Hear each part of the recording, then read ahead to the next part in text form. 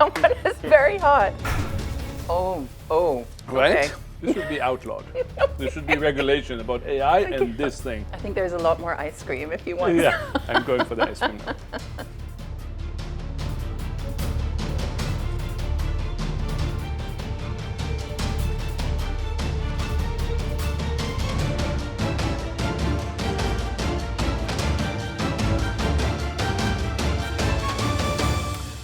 Benamram, welcome to the Maeven hot seat. Thank you. I'm excited to be here.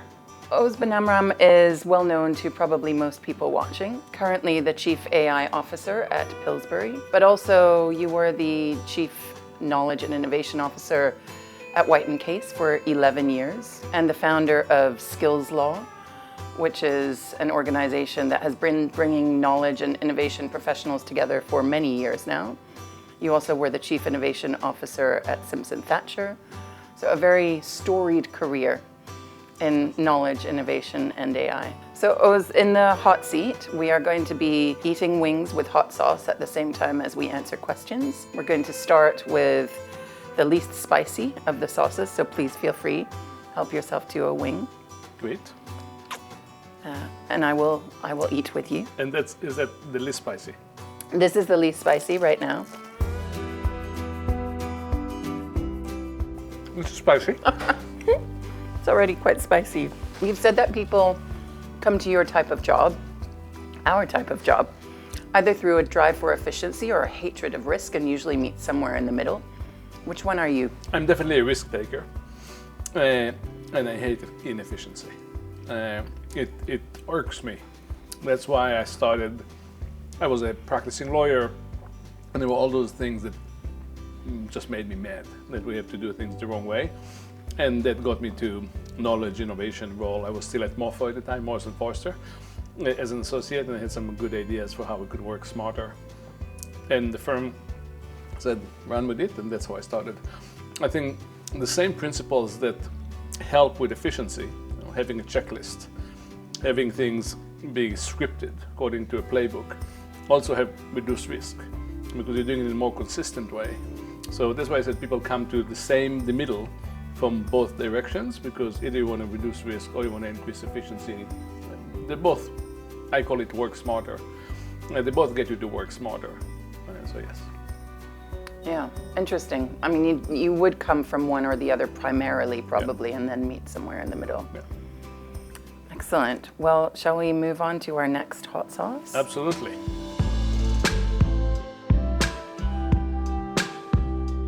While we do this, you've said that the proudest part of your military command was that none of your soldiers ever killed anybody or got killed, and that this has actually taught you how to manage knowledge and motivate people.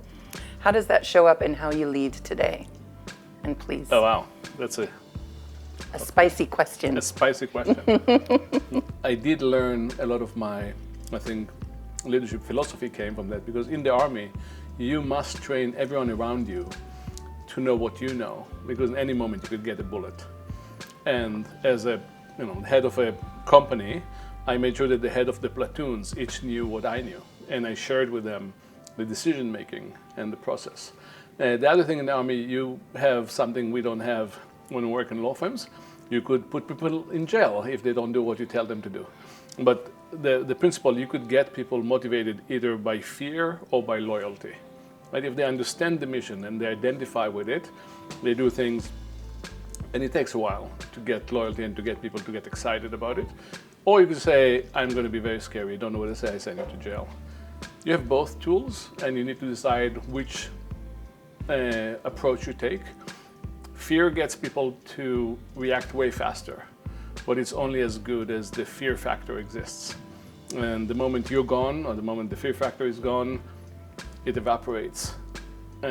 Mission and people's identifying with a goal and being proud and loyal gets you slower to the results, but gets you much more consistent and better results. So I think our job as leaders is to make sure our team enjoys the ride.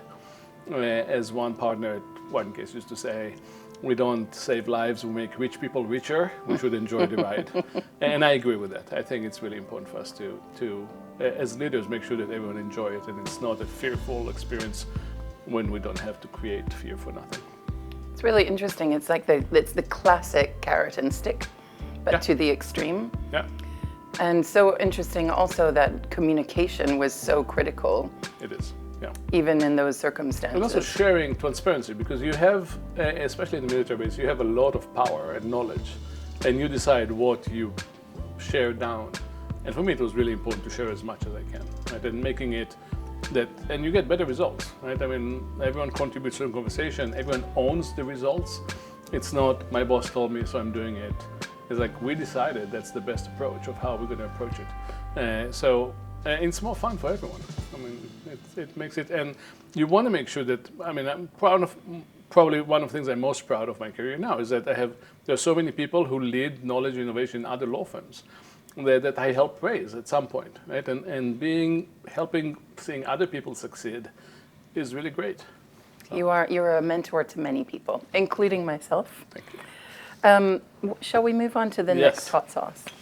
This is one I'm familiar with, happily. Oz, you have spent well over a decade inside white shoe firms. What's the thing about how elite firms make decisions that outsiders would never guess? That's a good one, and a spicy one. I think some people might know that, but it is a partnership. And as a result, it doesn't operate like a corporate environment where you have a single decision maker and then we align and everyone align based on decisions. It's like every partners, rightly so, thinks that they own the business, and as such they might be vocal and they expect you to make sure they are on board.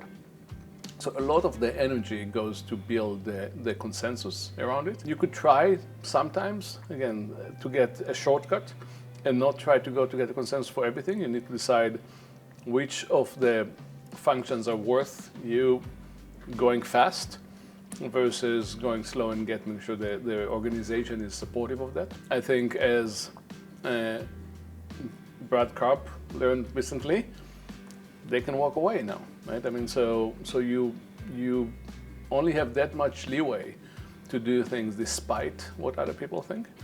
And you could, as a leader, build a lot of trust over time, and you could cash on that when you need to say, right, guys, we need to move faster on this one, or trust me on this. But generally, that's not the rule. The rule is that you need to get every partner or every partner that is in a position of power right now to be on board. You don't want to stretch. It's a partnership, right? And you want people to feel proud and support and feel part of it. So if you're trying to say, I'm just going to do this here, it's none of your business, it's not going to fly well in the long run.